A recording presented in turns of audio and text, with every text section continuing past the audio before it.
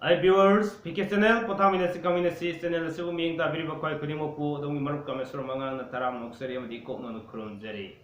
Loina na channel asina paring naina sandoktu na laiba Yumbalon Lamjing gi ngasi kuntra suba episode na adom taram noksari amadi ngasi gi episode pudu na laksari ba topic asina nupa amadi nupi gi Chahi gi matung ina Kari Famda fami amasung karamba maikai de Yeknaba lei habisi gi matangda miyamna khudol tamjage. Loina na channel POTHAMINASI KHANGMINASI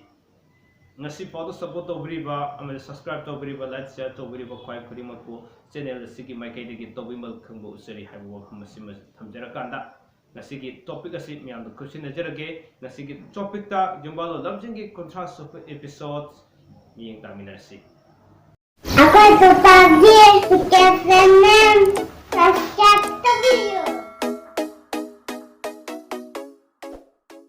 Kasi Chahi ama mapan tara taret kun mga kuntra humdoi nipumatoi nipumapan yangkai taret humpumanga humdra humdoi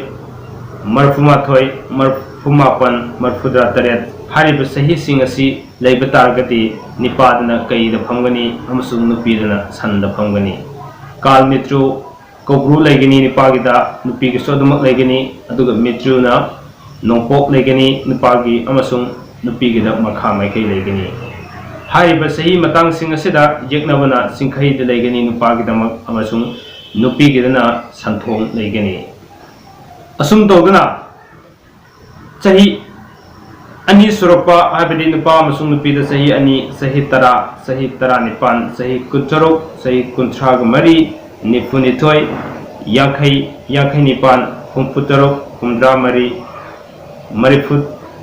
nithoi marfudra nipan hariba Chahi sing asi leiba taragati nipadana kakyen da Famgani nupidana samu da Famgani amasung kal metru nongpok legani nupi sudumak legani metru na singkhai legani amasung santhong legani nupidana Yeknaba na nupada awang legani amasung nupidana nongsuk legani hariba Chahi sing asi yorok matamda loina na nupa amasung nupida Chahi ahum surukumatam amasung Chahi taramathoi Chahi taramapan kuntaret kuntramanga nifuhumdoi yangkhaimathoi yangkhaimapan humfutaret humfudra manga marfut humdoi marfudra mathoi marfudra mapan hariba Chahi sing asida leiba targati nupana tokpada Famgani nupi sudumak tokpada Famgani aduga nupasu nupisu kal mitru mairamda legani mitru na nupada awang legani nupidana nongsuk legani asum dogana hariba Chahi sing asida nipagi na hariba Chahi sing asida Yeknaba kawguda legani amasung nupi sudumak kawguda legani loina makha tarakpada Chahi mari Chahi taranithoi Chahi kun nipan Chahi kuntra humdo ngakpigani kuntra tarok Chahi nipu mari yangkhai nithoi humpu nipan humdra tarok marfut mari marfudra nithoi amasung Chahi chama hariba sing asida leiba taragati nipagina samu da Famgani amasung nupidana kakyen da Famgani kal mitru nupa amasung nupi animak santhong da legani loina mitru na nupagina kobu legani nupi sudumak kobu legani hariba Chahi matang sing asi oraku matamda makoi gi Yeknaba maikai ji Kadomda oigani haiba matamda nipagina nongsuk legani amasung nupigana awang legani asumna nupa amasung nupina Chahi manga Chahi tarahumdoi Chahi kunmathoi kunmapan kuntra taret nifu manga yangkhai humdoi humpumathoi humpumapan humdra taret marfumanga marfudra humdoi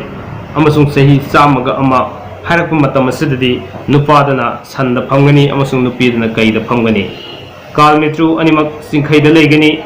mitru na nongchup legani nipada amasung nupidana awang legani Yeknaba na nupada santhong legani nupidana singkhai legani Chahi tara taret kunithoi kuntra nipan nifu tarok yangkhai mari humpunithoi humdra humdra nipan marfu taruk mawdra mari amasung chahi samaga ani haiba matamda nipadana linda famgani amasung nupidana nongsada famgani kal mitriu animak nongsupta legani loinana mitriuna nipada santhong legani nupida singkhai legani yeknabana nipada makha legani nupidana nongpok legani asumna nupa amasung nupina sahi taret orakpa matamda amasung sahi taramanga sahi kulumdoi kuntramathoi kuntramapan nifu taret yangkhai manga humphumdoi humdramathoi humdramapan marfu taret marfudram manga amasung sahi samaga ahum orakpa matamda nupadana usira famgani nupisu usira famgani kal mitriu awang legani animak mitriuna makha legani amasung nupidana nongpok legani yeknaba nupada mairam legani nupisu damak mairam legani asumna sahi nipan sahi tarataruk sahi kunmari kunthranithoi nifu nipan yangkhai taruk humphumari humdranithoi marfu nipan marfudra taruk amasung sahi samaga mari hariba matam sing asidana nipadana nongsada famgani nupidana linda famgani kal mitriu animak makhada legani mitriu animak mairamna legani aduga yeknabana nipadana nopok legani nupidana makha legani asumna matakta pikriba sahi gi matung ina leriba famlon sing asi famlon nipan ni hariba famlon nipan sing asida famagi fall mahi kari kari lei habadu mok miyam da kudol tamjarake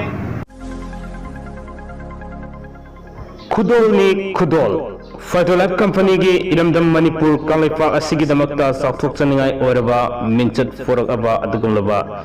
kudol tongan ba mahing uring amadi amubu kaya bungaw tuon mangamlaba adugumlaba kudol ni adonggi damak amagtang test tobiyo kudol hauzik usariba picture si ahan baleriba sina kudol sadringagi matamni aduga anisuba sina tha anigi matungda leiba product ni aduga ahum suba sina tha ahum surbu matungda sina ba matungda leiriba phibamni hariba kudol asi tha ahum tang sina viraga adonggi fajaraba maithong ama oinabugi damak kudol amuktang test tobiyu kudol hena kupumarong gi damak please contact 70598396 kudol hojik ahanbada lokosage kaida famba sahi sing asida kari orakani habadu mu miyamna haijage kaida famba sahi sing asida di mabuk maril tawi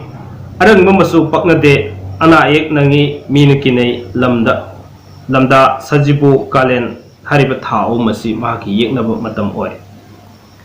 ani subda kakyen da famba sahidi yumgi kanaba wakal khali lamtu arapa mafamda sathokali hiangai poinu tha animak asi yeknabu tha oy lunana ahum subda tokpada famba sahina masagi kanaba wakal khali posei fangi khana seinaba pami poinu viral lamda yeknabu oy mari subada samuda famba sahidi lamtu arapa sathok patte narabadi kuina nagali ana ek lei matu mawadi fangi kalen inga langban yeknei manga subada sanda famba sahidi suba nomba lalonitik kanaba fangi thabak tokjabada kanaba fangi kalen inga ingen tha ahum asi yeknabu oy taruk subada lenda famba sahidi yum kai saba pangde mai ising nuksitna yengthi pharel lamda kalen tha ahumdi yekne tare subada usi da famba sahina machin thauba pochai khusu khulai mai ising nuksitna yengthi pharel lamda kalen tha ahumsi yekne aroiba amasung nipan subada nongsada famba sahidi pangthok ngamdaba thabak pangthoi aso asangna chali phamnai mingzatli mathak thongbaga tinaba fai poinu tha yeknei असुमना अखोइना सही की मतुंग इना लेरिबा मागी फोंगलोन निपान सिदा करी करी खुदोंग थीबा याबा लई हाइबसि अखोइना खंगोब तारगदी section लौबा अमसुंग थोक्तनबगी फत्तबा क्या से लाक्तनबगी अखोइना सेक्शन थोरांग क्या अम लौखतबदा खजिदंग ओरसु मतेंग ओइगदरा खंजदुना ngasiगी Yumbalon Lamjing contrast over Tanka Asida Miam Kudol Tamjavani Wapam Kasigaluna Nasigi Domgadi Yumbalon Lamjing contrast over Tankana Adom Kaina Navayatan Nijaraki Matangi Contramato Suba Tankata Anova topic Amok Miam with the Kudol Tamjarake Matamada Foggy Kaina Navayatan Nijage in a